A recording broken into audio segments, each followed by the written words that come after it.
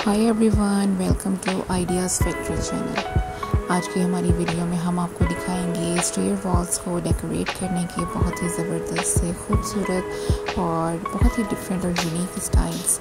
तो आप देख सकते हैं किस तरह डिफरेंट वेज़ में, कहीं ग्रीनरी के ज़रिए, कहीं पर मिरर्स लगाकर, कहीं पर फ़ोटो फ्रेम्स के साथ और कहीं पर पैनल्स बनाकर उनमें आप वाज रख सकते हैं इस तरीके से। तो डिफरेंट तरीके हैं, कहीं पर इस तरह की ग्रीनरी के ज़रिए, प्लांटिंग के ज़रिए और भी दीगर इसमें तरीके आपको दिखाए गए हैं। उन तरीक़ों से आप अपनी स्टेयर वॉल्स को खूबसूरत स्टाइल में सजा सकते हैं, डेकोरेट कर सकते हैं।